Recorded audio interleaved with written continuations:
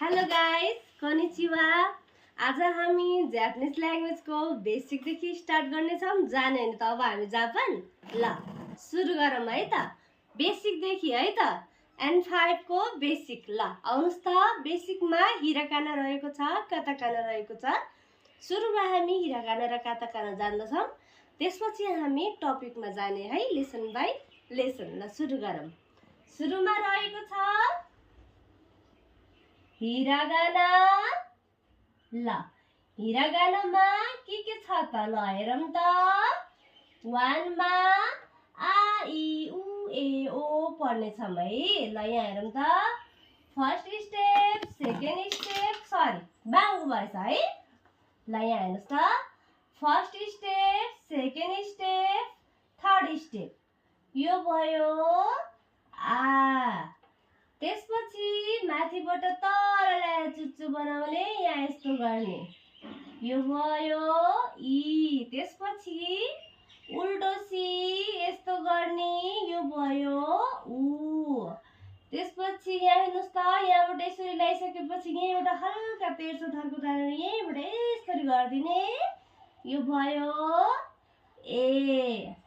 त्यसपछि यहाँ first step, second स्टेपमा यसरी घुमाइदिने, यहाँ यस्तो गर्ने, यो भयो ओ। ल सँगै भनौँ त, आ इ उ ए ओ भनौँ है सँगै, आ इ उ ए ओ है त। अब अर्को स्टेप है त, यो भयो आ इ उ ए ओ। राम्रोसँग लेख्नु कपीमा। अब हामी अर्को स्टेपतिर जाने है, सेकेन्ड स्टेप। ल हेरौँ, दोस्रोमा काकी कुके को रहेको छ, यहाँ हेर्नुहोस् त, यो भयो का है। त्यसपछि यहाँ हेर्नुहोस् त, कि। त्यसपछि एकैचोटि कु। त्यसपछि यहाँ सानो धर्को, त्यसपछि हल्का बाङ्गो धर्को, अनि यस्तो गरिदिने है, थर्ड स्टेप, यो भयो के। त्यसपछि फर्स्ट स्टेप, सेकेन्ड स्टेप, यो भयो को। ल भनौँ त, काकी कुके को, सँगै भनौँ है, काकी कुके को।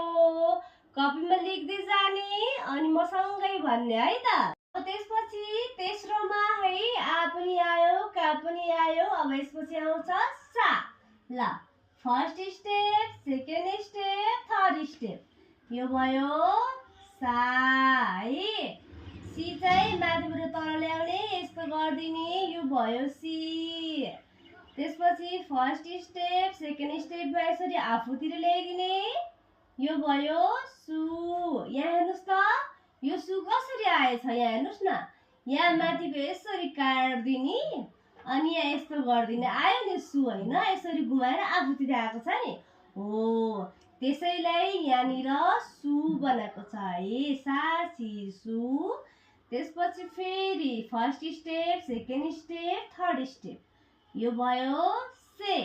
अब हामी जेड लेख्छौँ नि, जेड जस्तै लेखेर यहाँ इन्डबाट यस्तो गरिदिने, यो भयो सो। ल भनौँ त, सा सी सु से सो, सँगै भनौँ है, सा सी सु से सो।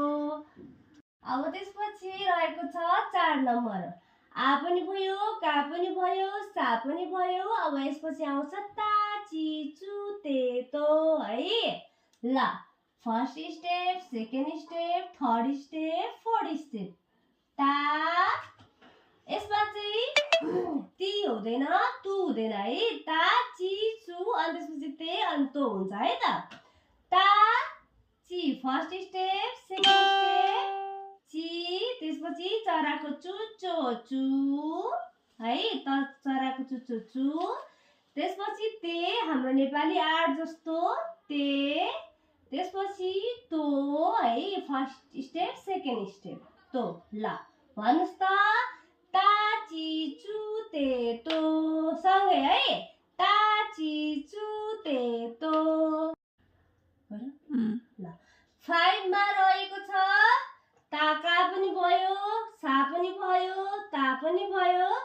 अब ना है। ल first step, second step, third step, fourth step, ना first step, second step, third step, नि।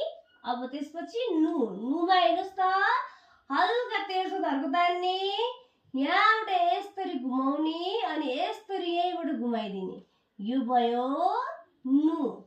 त्यसपछि ने त्र जस्तो बनाउने, यहीँबाट यसरी लगेर यसरी घुमाइदिने, यो भयो ने। त्यसपछि सजिलो छ नो चाहिँ, यो भयो नो। म तपाईलाई फेरि एकचोटि नु लेख्न सिकाउँछु है। यहाँ हेर्नुहोस् त हल्का तेर्सो धर्को तान्ने, यहाँबाट यसरी ल्याउने अनि फेरि यहीँबाट, यो इन्ड हो नि, हो यहीँबाट यसरी घुमाइदिने है। गाह्रो छैन। ल भन्नुहोस् त, नानी नुने नो सँगै है, नानी नुने नो। अब 6 नम्बरमा हेर्ने, का सा ता ना। अब यसपछि के हुन्छ, हा है।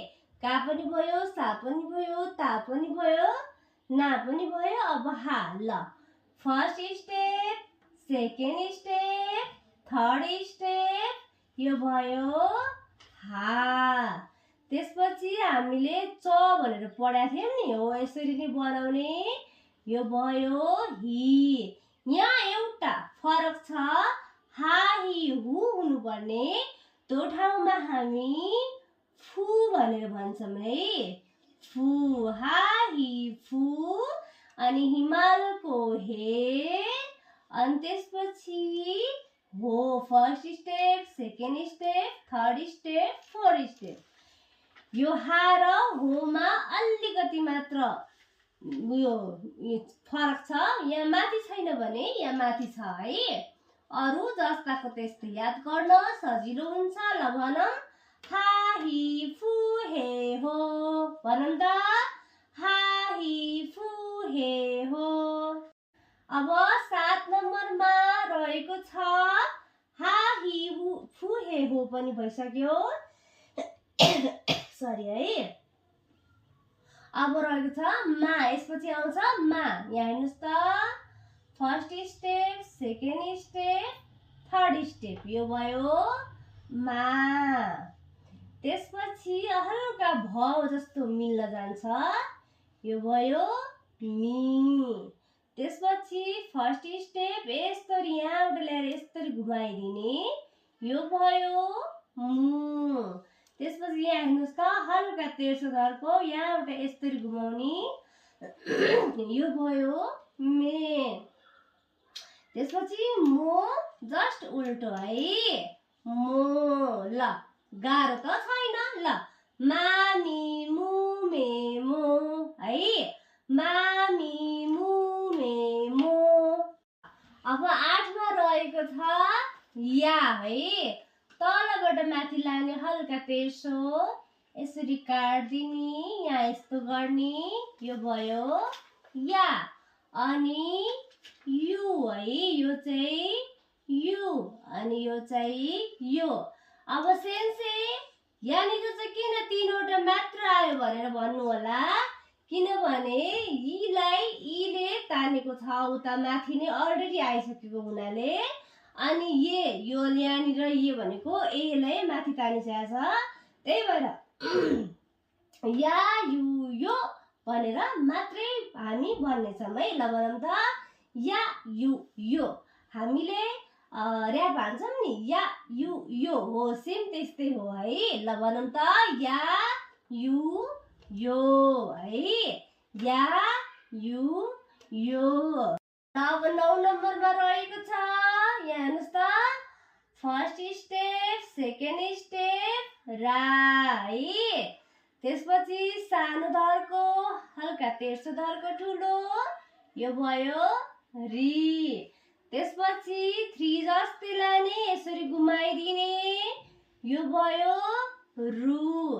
त्यसपछि रे रहेको छ, त्र जस्तो लगेर उतापट्टि फर्काइदिने, यो भयो रे है। अनि त्यसपछि रहेको छ रो, 3 जस्तो लाने, त्यसपछि रो एकदम सजिलो छ है। ल सँगै भन्ने हामी, रा री रु रे रो। फेरि भनौं त, रा री प्र्याक्टिस बिना केही सम्भव छैन, प्र्याक्टिस गर्ने है। ल अब 10 मा रहेको छ वा वो न है।